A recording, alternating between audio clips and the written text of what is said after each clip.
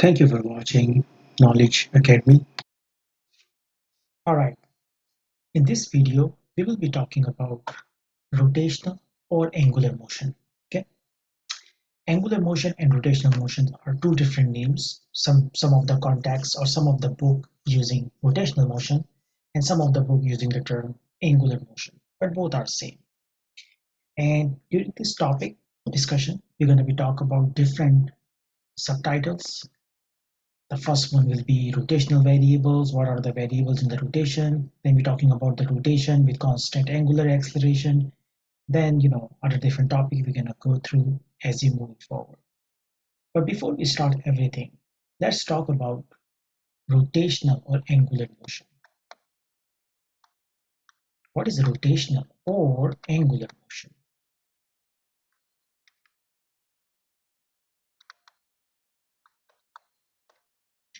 Okay, since we're learning about motion, right, and we also learn about linear motion, more specifically, we're going to be using linear motion to understand the rotational motion. Now, what we learn in linear motion is every motion can cause by a efforts. Every motion efforts, or we can call it force, is cause the motion to start. Right? Here in angular motion, since it's a linear motion, let's suppose this is an object and we want to move this object, we apply the force. And this object moves from this location to another location. And this is a new position. I can call it position B, position A. It goes from A to B. Now the term force can be used in many different forms and many different, environment. When we talk about rotational motion, the force is no longer be considered as a force. We call this force who required to turn something.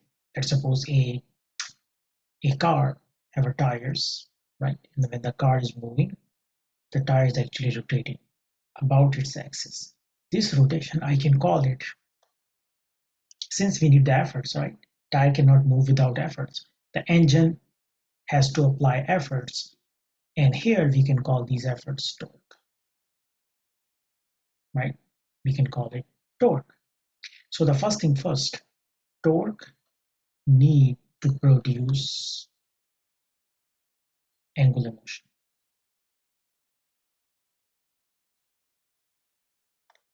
Just like force need to produce linear motion. Okay.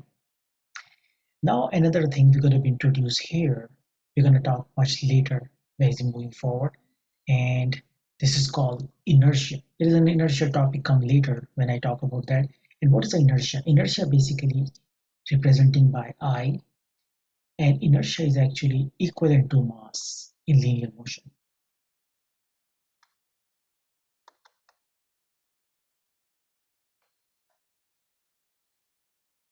In linear motion.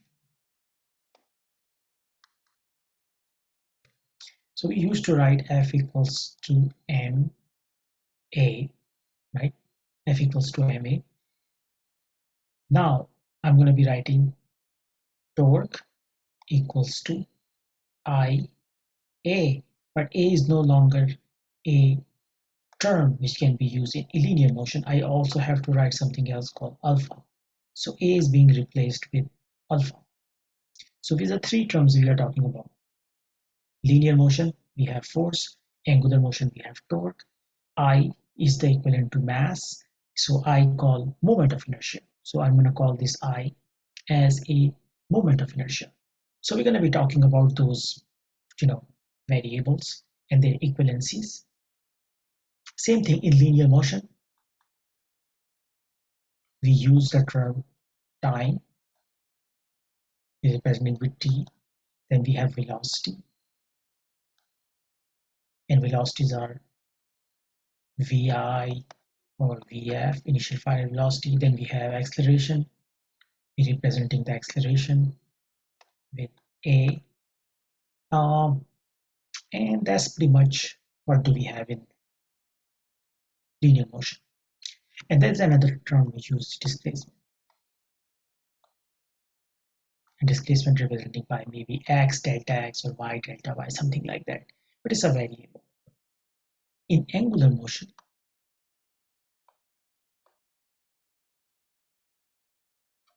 these variables change. Time is considered again time and representing by t. Velocities are changing by angular velocity.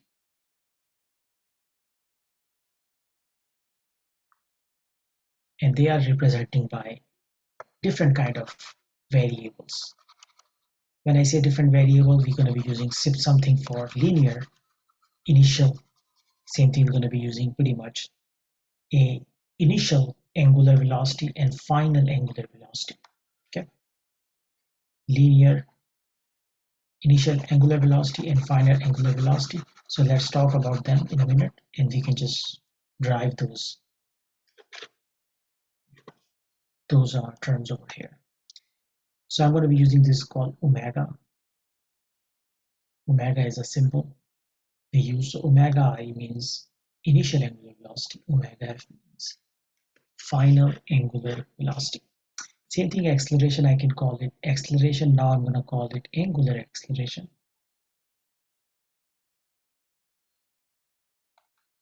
And angular acceleration represented by alpha. Displacement, we use x. I'm going to call here angular displacement.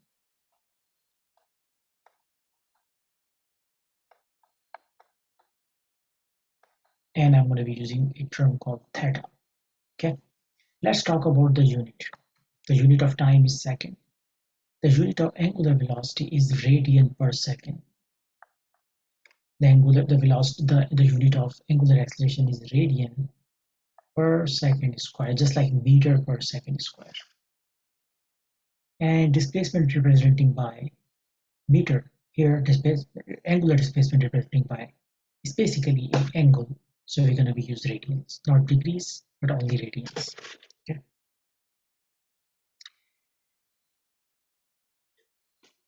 Now we're going to start everything. So those are the rotational variable.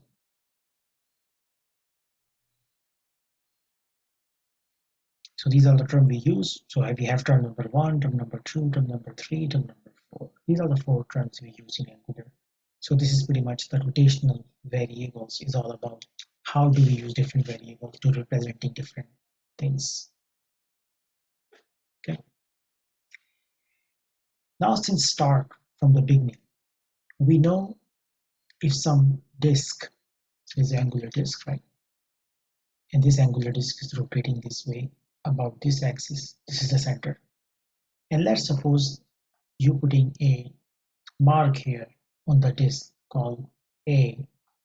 This, if the disk is moving, this mark is going to move here into a new position, and the new position maybe you can call it A prime. So really you move from A location to A prime. That this movement, if I connect these lines, I can call this movement theta, right? And theta is the angle, so theta equals to the arc length, like a white color length from here to there. Maybe I can do a red color. So arc length means the length of this arc divided by the radius. So if I'm going to writing a simple formula for an angular motion, so theta is the ratio of S over R. S is the arc length, R is R.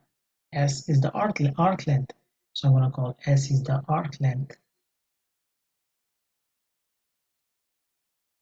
and R is the radius. If you make a complete term, like complete full flash term, how many degrees you're rotating? You're rotating 360 degrees, right? Or you can call one revolution.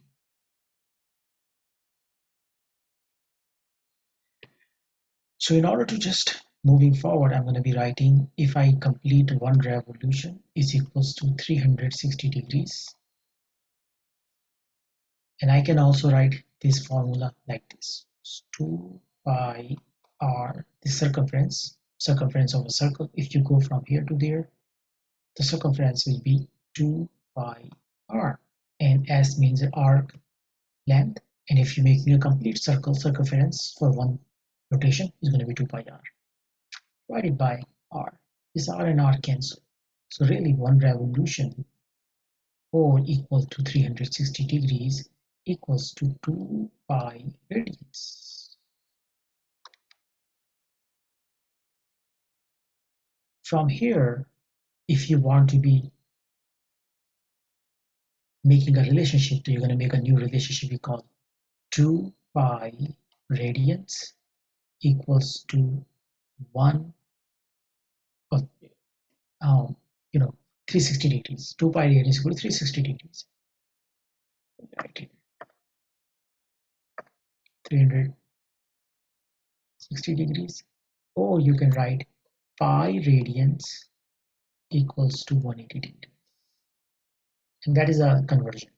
If every time somebody gave you the angle in degrees, you can convert in radians by taking that value, multiply by pi and divide it by 180. You're going to get the answer in radians. Yeah. Just like in linear motion, we say initial displacement over final displacement is by delta x. Here I'm going to say I'm moving from here to there, so I'm going to start calling it, just like I have a motion like this. And I was here, and now I was here. So what I'm going to do, I'm going to call I was at point 1 and now at point 2. What's the difference? What is the delta between the two? So what you're going to do, you're going to go here. This is my x-axis, right? This is my x-axis. You're going to make the angle from here to there, call theta 1. From here to there, you're going to call theta 2. And you're going to write like this. Delta theta equals to theta 2 minus theta 1.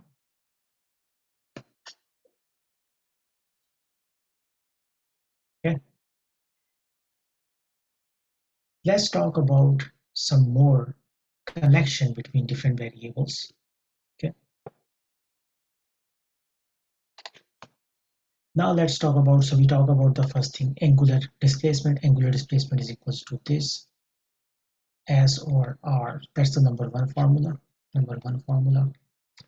Now, just like velocity equals to distance over time, right? And here, this is the equivalent to this. X is equivalent to delta theta. So you're going to be writing omega, which is angular velocity, equals to, I'm going to call delta theta over time. Delta theta over time. And how can I write this? Is 1 called theta 2 minus theta 1 divided by t2 minus t1. Okay, I can call it delta t as well. And that is my angular velocity. Which one? Average angular velocity.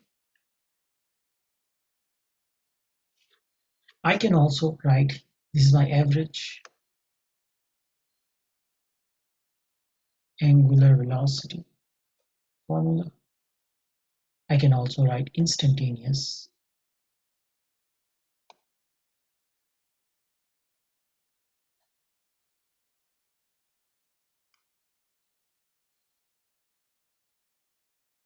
and what is instantaneous? I can take omega equals to d theta over dt.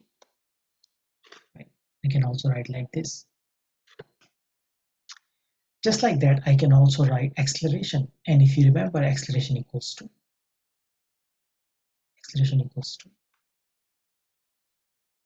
change in velocity over change in time in linear motion. I'm going to write here average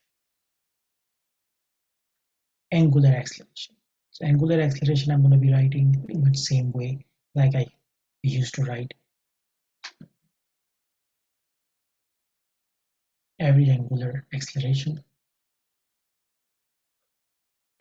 So I'm going to be writing the same way that we used to write linear acceleration, but rather than be using a, I'm going to be using the new symbol called alpha. Alpha means angular acceleration, and this average angular acceleration equals to delta omega, because change in velocity, but which velocity?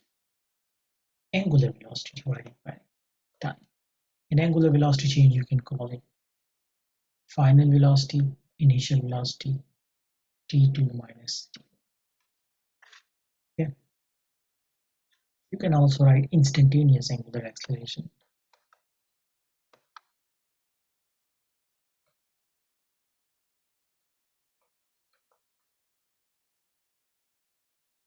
It's simple, just writing acceleration. A, we in this time we are using angular, so we're going to be using alpha, and I'm going to call them t mega tt. Okay. Now let's moving forward and writing the equations of motion. Equations of motion. So if you remember, we learned about three standard or four equations of motion in linear equation of motion. I'm going to convert linear into angular equations, pretty much just like the way we apply linear motion, we're going to be applying the angular motion. The only difference between the two is quantity will be switching. V changed to omega, theta changed to x changed to theta, a changed to alpha. Okay. So right now I'm going to write here linear motion.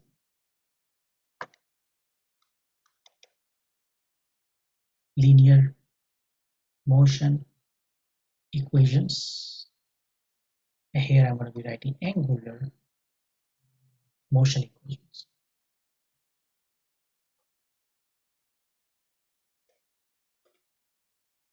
The first equation I used to write here, v, which is final velocity, equals to v naught plus at. Since v change here, I'm going to be writing here omega. Omega means final velocity, equals to omega naught plus at. So really v means final, omega means final. Okay, and omega naught means initial. So usually we can say that omega f or omega I, but this in this particular text we are using these kind of standard notations. So I'm going to follow the same. The second thing we say is delta x, which is x naught minus, sorry, x minus x naught, or we can say xf minus xi equals to v naught t plus half a t squared. I can change this equation into angular. I'm going to be writing this is the distance, change in distance. Distance replaced by theta. So I'm going to say is theta minus theta 1 equals to v naught change to omega naught, t is t plus half a replaced by alpha, and t is same thing, so t squared. The third equation we learned here is v square equal to v naught square plus 2a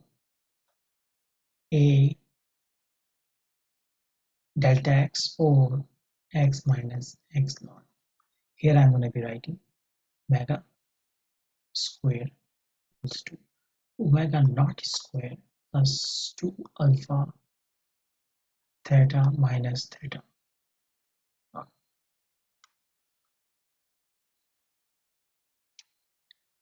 Other than that, you can also writing other equations based on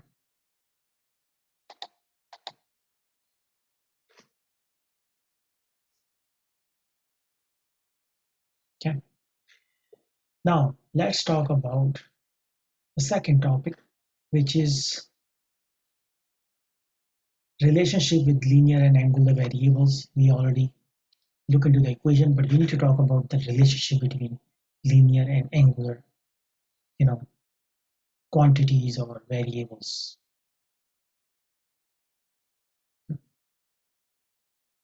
Let's talk about this one. Here, we're going to talk about this. So S equals to R theta, which is everything start, right? Linear velocity is V, angular velocity is omega. If you want to connect the two, you can just connecting wherever the angular, just writing r. V equals to r omega or omega r. Another formula we learned, time equals to 2 pi over omega. Omega is angular velocity. Time, t is the time. It means how long it will take to complete one cycle. So I'm going to be writing this formula. Okay. Same thing, the linear motion acceleration is a, angular motion acceleration is alpha. Just I told you, every time you want to connect these two, you're just writing r. And what is r? R is the motion, r is the radius of the angular motion. So if this is this this kind of shape, so this is r, you're going to be using r over here. And what is omega? Omega is the angular velocity. And what is alpha? Alpha is the angular acceleration. Again, r is going to be changed using for all of them. Now we're going to be talking about two kind of r, two kind of a. The first a, we're going to be talking about tangential acceleration. So when something is, so let's suppose something is moving this way, acceleration is a. When something is moving in a circular motion, every point have two acceleration. One acceleration this way, one acceleration this way. This acceleration, which is go like a tangent, which is called tangential acceleration.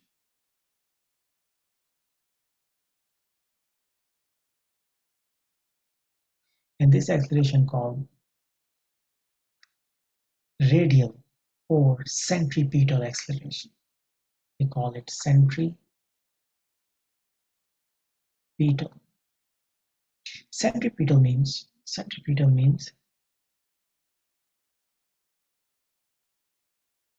centri means central, towards center. So centripetal means a acceleration towards the center. So we have one AR and one AT. This is AT. How can I write the formula for AR? AR equals to V square over R. What is V? V is a tangential velocity and R is radius. I know V from here, V equals to R omega, so I'm going to be writing R square omega square. These are cancelling out this. So AR equals to R omega square. So I learned this formula, I learned this formula, I learned this formula, I learned this formula, and I learned these formulas. You're going to be using all these formulas to understand a little bit better. Let's talk about the next thing, which is kinetic energy of rotation. Since kinetic energy is the energy of motion, it means if something is moving, kinetic energy is there. But which kinetic energy? We can call it rotational kinetic energy, not linear kinetic energy. Call it rotational kinetic energy. Okay. Let's move on and talk about that. What is the rotational kinetic energy? I'm talking about this.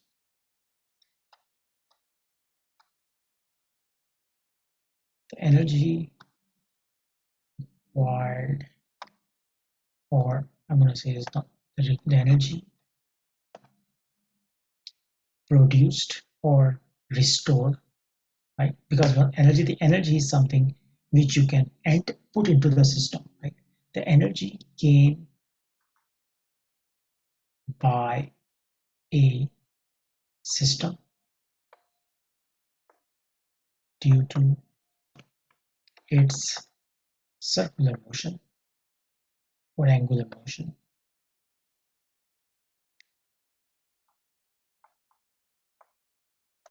is called kinetic energy.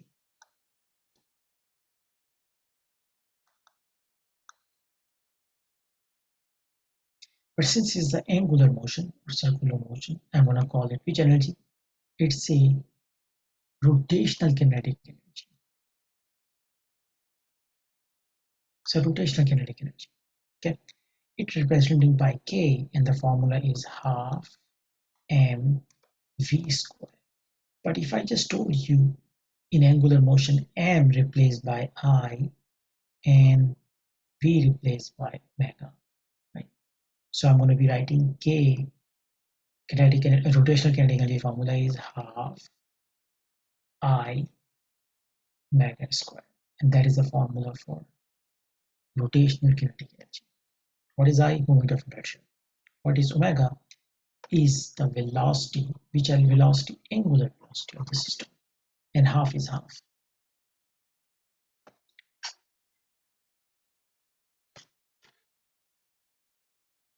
Then we're going to be talking about rotational inertia. So rotational inertia is basically a quantity in the system which can produce the turning effect. Okay. So what is the inertia? Inertia is just like mass. It means mass of a system cannot be changed. Let's suppose a car is standing in your parking lot, or you have a car you park in the driveway. Its mass is whatever, 1500 kilograms. You took the car on the highway and you're driving. What's happening? Car mass does not change. It's going to be stay same. Inertia is not like that. Okay? This is called pretty much a moving mass. Rotational inertia means a moving mass. So let's talk about what is the inertia or rotational inertia. What is inertia? Inertia means is, I give the definition is how much an object resists by changing its motion state is called inertia. So really the thing is, if the truck is coming, there is a truck, and let's suppose truck and a truck is moving slow. I'm asking you, can you push yourself this truck? Can you hold this? Can you stop this truck just by hand? Probably you cannot that because this truck need a lot of efforts before it is stopped. So it means this truck need how much an object resists by changing its motion. So truck is moving, you try to change its motion state, and truck doesn't like it. So how badly the truck does not let you to stop, it means truck have a lot of high inertia, very high inertia, means I. Let's suppose another example, there is a bicycle is coming here, right?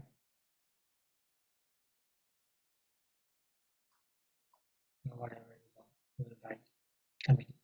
And one person is sitting on the bike and riding, and then you're standing here. If I ask you, can you just stop the bike? Probably you're able to solve it because bike have low inertia. It means bike does not need a lot of efforts to make it stop or a lot of efforts to make it move. Can you push the bike? Yeah, you can push the bike. Can you stop the bike if bike is coming towards you? Probably yes. But can you move the truck? No. If the truck is in your parking lot or in your driveway, can you push it away? You cannot. It takes a lot of efforts because it has a lot of inertia. So inertia is represented by I, but inertia is mostly a quantity which is embedded in the system, but it can be changed based on the state of motion.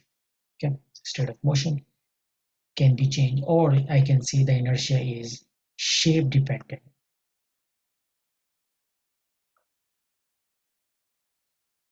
Right? Mass is mass is matter dependent. How much matter do you have? Right? When you say I'm going to buy 2 pounds of banana, how do you know this is 2 pounds?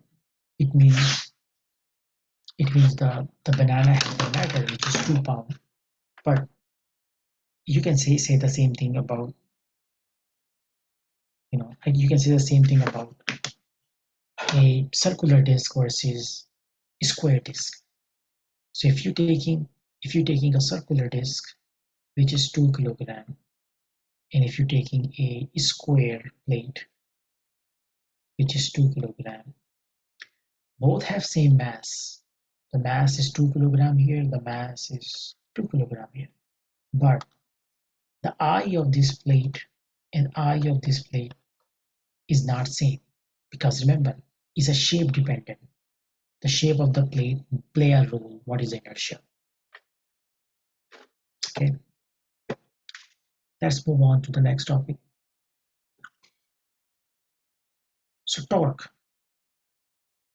like I mentioned in the beginning of the class, what is torque? Torque is equivalent to force. So when we try to move the linear motion, we use force. When we try to use angular motion, we use torque. Torque is representing by this. And torque equals to force times distance or momentum. So let's suppose if I'm asking you, you have a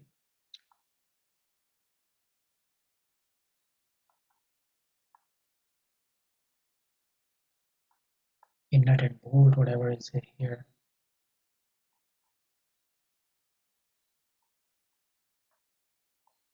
This kind of bolt you have it. And if I'm asking you take the wrench,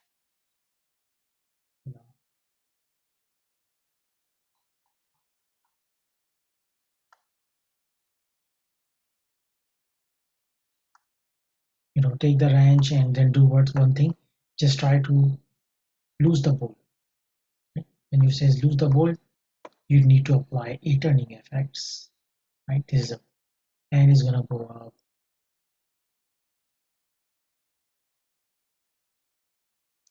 When you try to move this guy, you try to rotate this guy, you apply force. This force times this distance. You take this force times distance, which is F times D, the answer will be torque. So let's suppose this force is 10 Newton, this D is 5 meter. You're going to multiply 10 times 5, the answer will be 50 Newton meter, and that is called torque. And just so you know, we just talked about that already. Why we use the torque? Because torque is, we need torque to produce the angular motion. The last topic we're going to talk about, how do we calculate work in a rotational environment?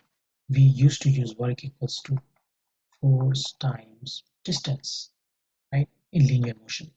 But in angular motion, how we gonna handle the work? So the work here is equal to integrate. You wanna go from one location to another location. So maybe I can call final destination or initial destination. Force representing by torque and distance representing by d theta. So really, we used to write like this: work equals to force times distance. Force representing by torque in angular motion, distance representing by theta, which is angular displacement. So we replace them, and this is the formula for work in an angular motion environment. This is a formula. Another thing, what is power? Power equals to work over time. So here the work is dW over dt. That is a formula for power, which is fairly simple. Another formula we're writing here is Newton's second law. Right? Newton second law. And Newton's second law, we're writing in linear environment. In linear motion, we're writing Newton's second law equals to F equals to ma in linear environment. In angular environment or rotational environment, you're going to write Newton law. Force is representing by torque, mass representing by I, A representing by alpha. So that is my new Newton second law. Right? This is a Newton second law in angular motion.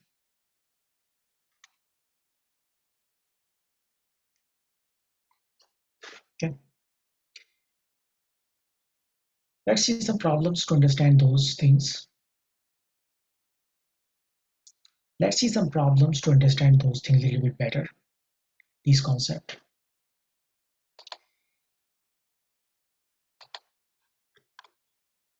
So in this problem, let's review it together. The angular position of a point in the rim of rotation wheel is given by this. So really the equation is given of a rim. So there may be a rim and some point is moving. And this point movement, which is theta, given by this equation, where theta is in radians. So you have to don't have to change anything. Theta is in radian. It should be in radian. So it is good to go. And t is in seconds. So time is not also need to be changed. What is the angular velocity at time equals to 2 seconds and time equals to 4 seconds? So you need to really calculate angular velocity, means you need to calculate omega in this equation or in this problem. So two different location or two different event, 2 seconds and 4 seconds. Part C is asking you what is the average angular acceleration of the time interval that begins at t equals to 2 seconds, right? So what is the average angular acceleration for the time interval that began at 2 seconds and end at 4 seconds? What are the instantaneous angular acceleration? You need to also calculate the alpha. And at the beginning and at the end, so you need to calculate alpha I and alpha F. Let's jump in and start working on this.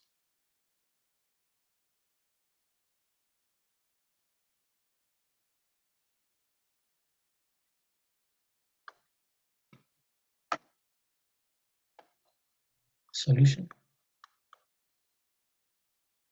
Theta equals to 4t minus 3t square plus t cube. Okay. In part A, we need to find the angular velocity. So omega equals to d theta over dt. Can also write d over dt. And theta equations from equation number 1 is given like this: 4t minus 3t square plus t cube. If I take the derivative, the answer would be 4 minus 6t plus 3t squared.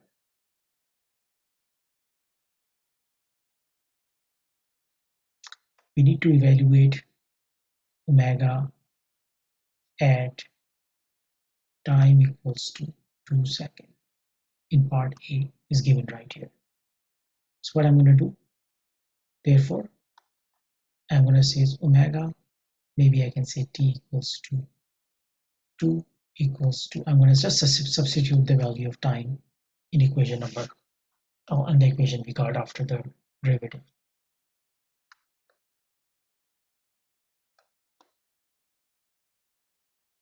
Okay. If I solve this one, my omega value will be, so omega when time equals to 2 seconds, what I just calculated is going to be 4 minus 12 plus 4 times 12. So 12 plus cancel, the answer would be 4. Only 4. 4, the unit of angular velocity is radians per second. That is my answer. Part B, when time equals to 4 seconds, so I don't have to do much in part B. All I can do, velocity, angular velocity at time equals to 4 seconds. And I can do just simply same thing. I can just take this equation and substitute time equals to 4.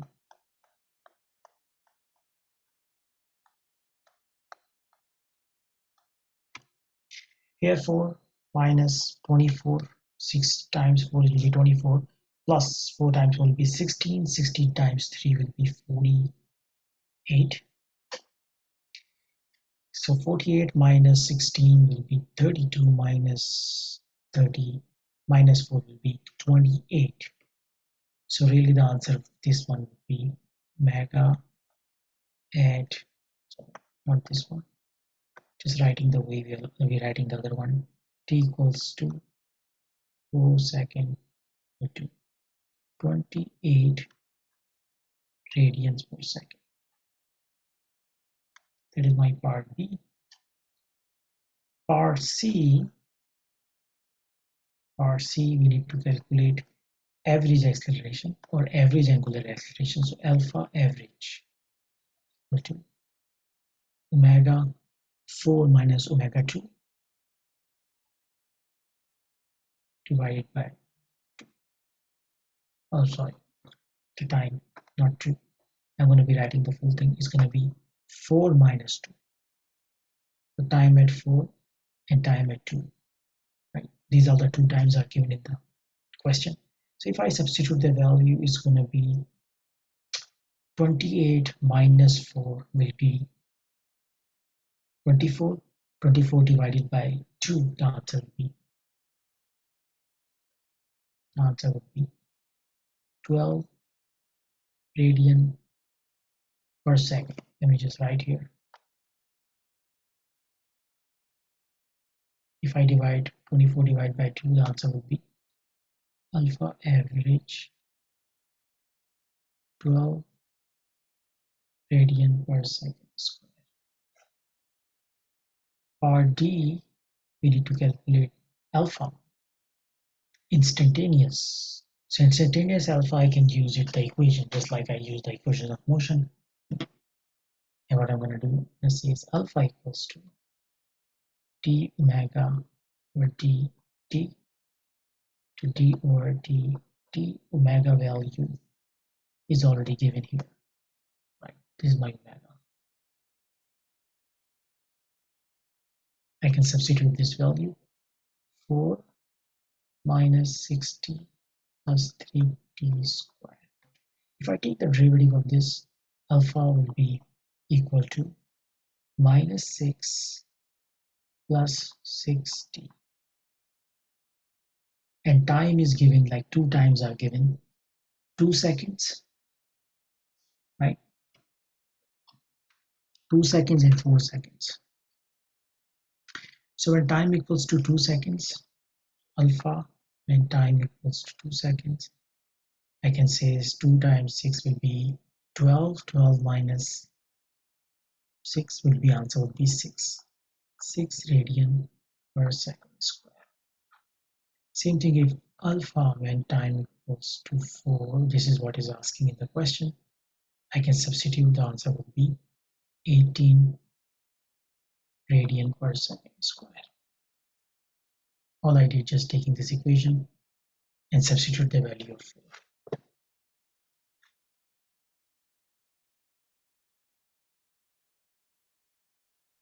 In this problem, take a look what is asking. The angular acceleration of a system is given by this equation. This equation is given for alpha. And alpha is given in radians per meter, radians per second square. At time equals to 0, the wheel has the angular velocity of this.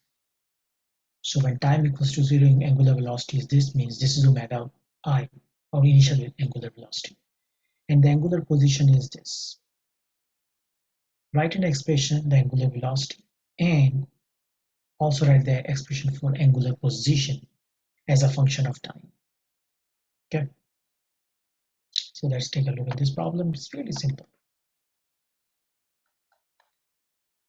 Alpha is given 6t to the power 4 plus minus 4 to the power t.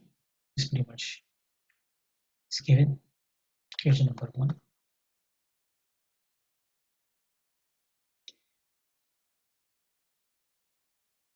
So the angular velocity, right, equals to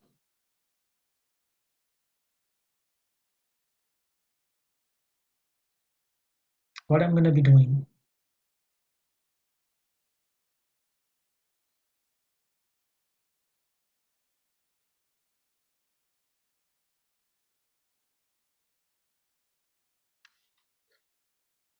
I'm just going to be simply apply.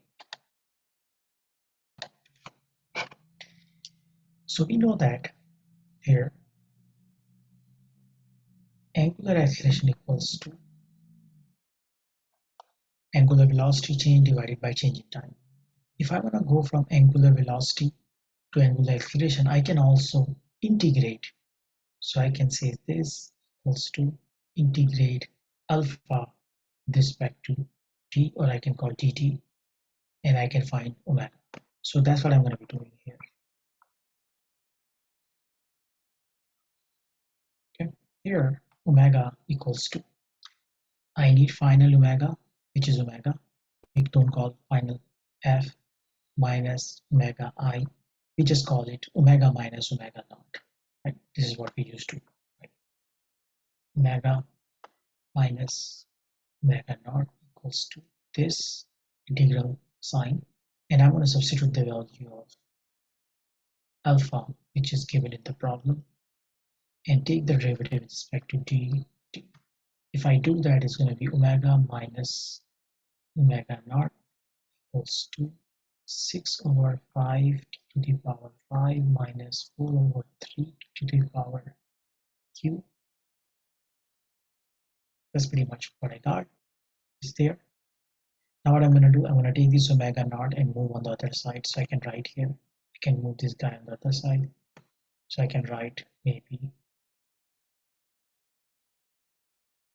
this side plus omega naught, and omega naught given in the problem right here, how much? 2 radians. So I can retreat all this and substitute here 2, and I'm going to eliminate this from this side, right? And this is exactly my answer. Is asking you to writing the angular acceleration in the form of time, right? Here angular position in the form of time. So A is complete, part A is complete. In part B is asking you writing the angular position as a function of time. So what I'm going to do, I know again this omega equals to change in angular displacement or change in time. So I'm going to multiply this. So omega delta t equals to this, and I can also integrate omega with respect to t, so I can find change in angular displacement. Here I can write theta 2 minus theta 1, or theta minus theta naught. Right? You can use final initial nomenclature or quotations, annotations in this context. We're using q theta, not theta f. We just use theta. Theta means final, and theta naught means initial. So theta minus theta naught equals to integral. I'm going to take the integral with respect to t. Since I have a limited time, I can just change this and substitute the equation. So it's going to be 1.2 t to the power 5. I just divide 6 divided by 5 is 1.2, minus 4 divided by 3 will be 1.33 t to the power 3 plus 2, and then I can close this parenthesis and then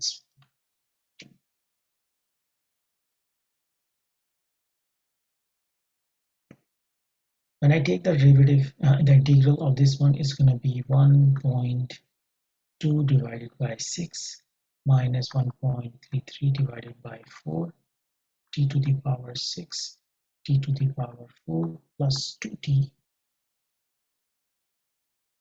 I can simplify this. 1.2 divided by 6, the answer would be 0.20. T6 will be T6.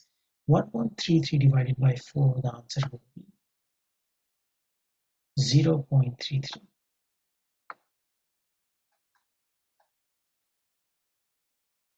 Here theta minus theta naught. Theta naught in the problem is given right here, 1. Right here. So what I'm going to do, I'm going to take this guy, move on the other side, and read up from here. So I'm going to be, writing this and move this on the other side. So it's going to be plus theta naught, and theta naught given is 1. So I can erase this and substituting here 1. And I'm also need to remove this from here because I already substituted on the other side. So that is the other expression I got from part.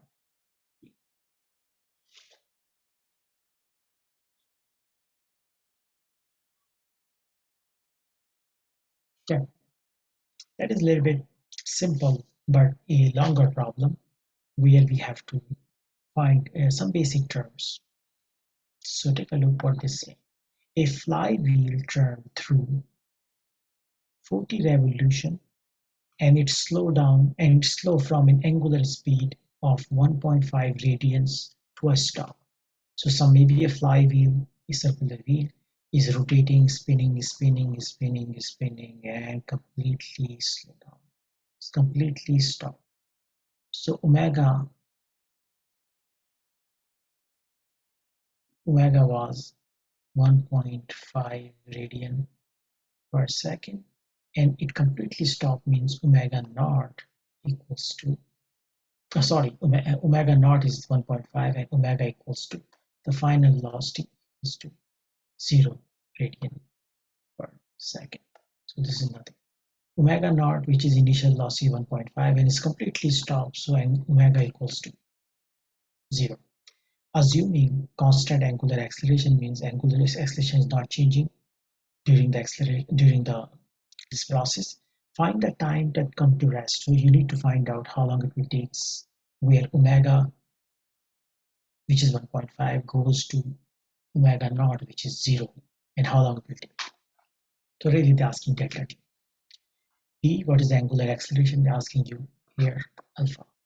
C, how much time required to complete the first 20 of the 40 revolution? Since this guy making 40 revolution, how long it will take to complete 20 revolution? Like 1, 2, 3, 4, 5, just like that. It complete 20 revolution. How long it will take? I need to get the time. Okay, let's start this problem. First thing first, we need to find out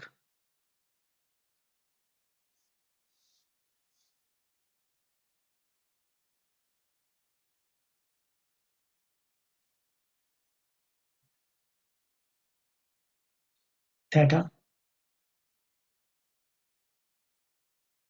equals to, you know, theta equals to half omega naught plus omega 2 or omega, you can call it omega, and then t, final velocity. From here, everything is given. Sorry, this one is t2. If everything is given here, you need to be substitute t2 equals to 2 multiply 2 times. What is the revolution? How much revolution they have? 40 divided by what is angular velocity? Is 0.239 revolution per second. How do we got this revolution per second? They take 1.5 radian per second. So 1.5 radians per second is given in the problem. Radian per second, can I convert into revolution per second? Yeah, we know that one revolution we have 2 pi radians. So I can take this guy 1 divided by 2 pi multiply by 1.5, so I can get my answer in revolution. And if I do that, my answer will be 239 revolution per second. So I substitute this, I got the answer. My time is 335 seconds.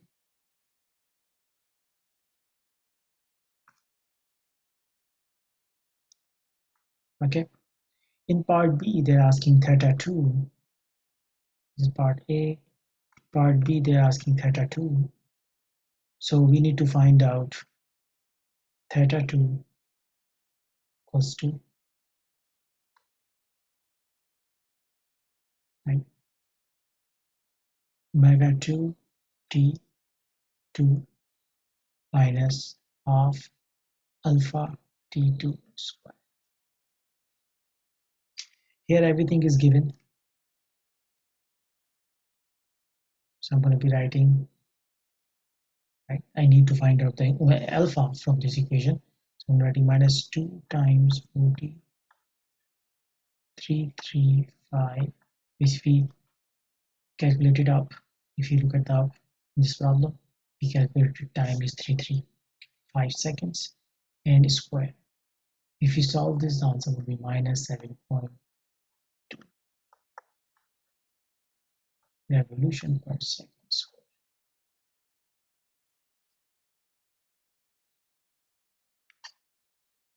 I can convert this revolution into radians because I know one revolution had 2 pi radians. So I can convert this. So alpha equals to minus 4.5 times minus 3 radians per second. And what we did, we just basically here, I will just write here, take 7.12 and we want to convert into radian per second. So we divide this guy by 2 pi.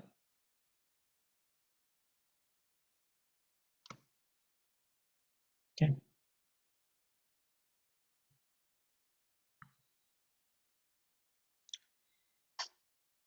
Now you want to know the time in part C. Part C, we know this equation, theta equals to omega naught t1 plus half omega 1 t square. From here, we know everything except t1. So I need t1 equals to minus omega naught plus minus omega naught square plus 2 theta alpha and then alpha. Substitute the values, minus 0.239 plus minus 0.239. Let's just substitute the values. Revolution square, revolution per second, plus 2 times 20 revolution times minus 7.12 exponent minus 4 revolution per second square divided by minus 7.12 exponent minus 4 rev per second square. If you solve this thing, we're going to find t1 equals to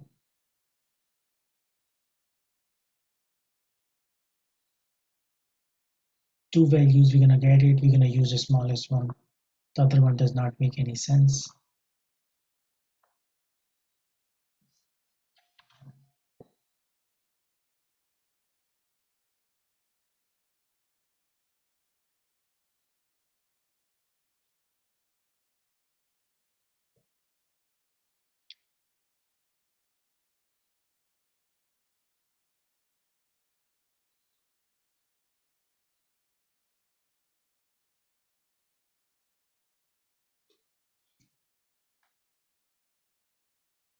In this problem, let's look what it's saying. A pulley with a rotational inertia of this, rotational inertia means this is I given, about its axis and a radius of 10 centimeters. So R is given, I is given, acted on a force applied tangentially at its rim. So force is applied tangentially at its rim, varies at the time of, so force given as equation with F in Newton and T is in second. The pulley is initially at rest, means pulley is not moving, but when you apply the force start spinning, at time equals to 3 seconds, what is the angular acceleration and angular speed? So you need to find out alpha and omega at both at time equals to 3. Okay. solve this problem. It's fairly simple. It says since the force acting tangentially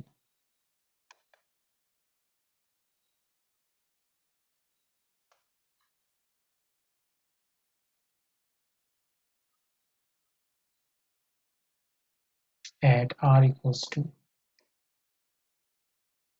0.1 meter, the angular acceleration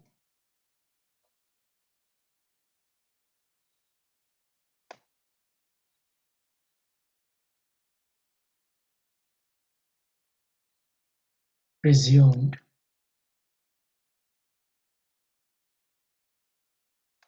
positive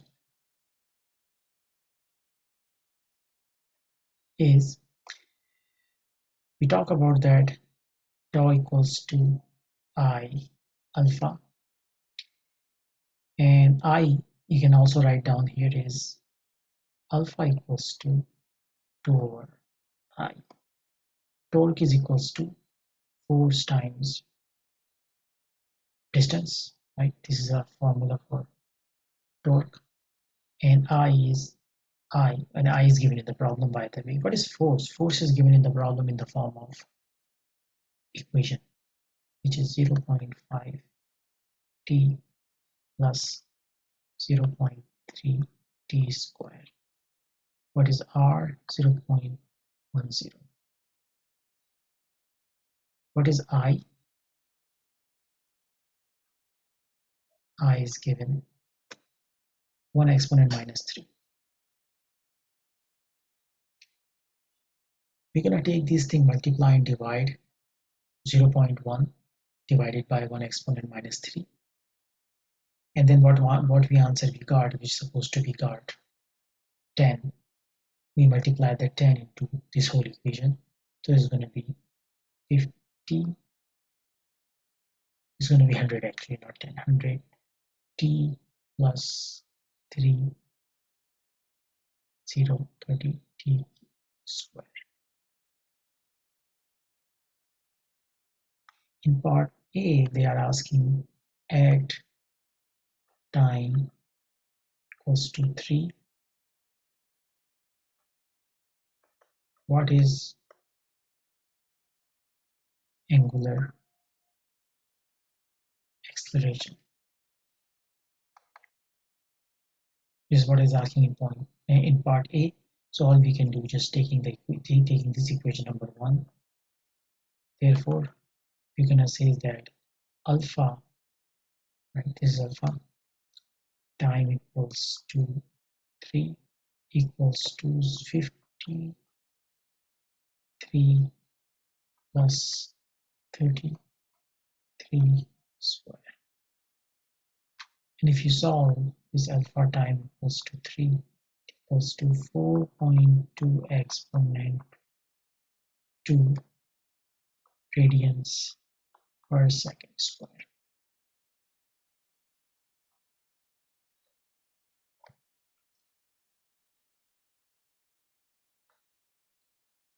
Now we need to find out the angular velocity at the same time period, which is time equals to 3. So I can say angular velocity equals to, just like this, alpha equals to angular velocity over time. I can take this angular velocity and then, writing this angular velocity equals to integrate alpha dt, and delta omega equals to omega, omega naught, omega minus omega naught. Initially this or omega minus omega naught or omega naught minus omega, based on which one is bigger. But here the thing is this fully start from 0, so these guys become 0, so this is gone. So really I can write omega minus omega naught equals to integral alpha delta t. This becomes 0 because fully starting with static, starting from 0 from rest. So this thing is gone. So I can write this alpha t. Since I have a limited space, I can erase all these things. So I can finish this problem in this space. And here I can just substitute the value 2 sorry, 25t square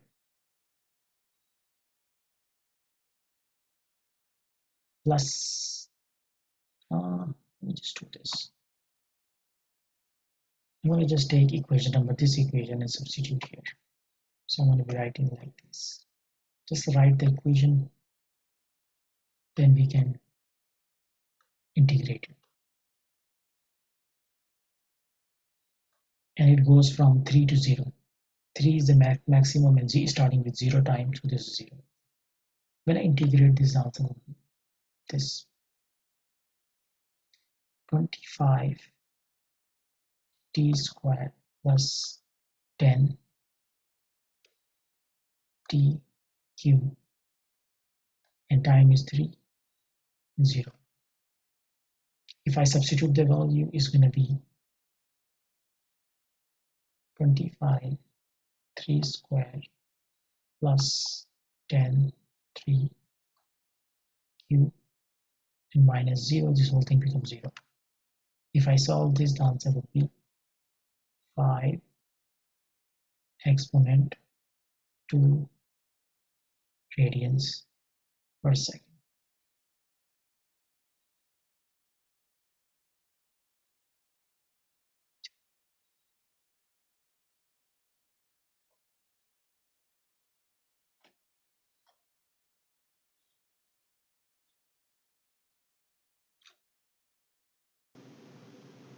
Thank you for watching Knowledge Academy. Please subscribe my channel.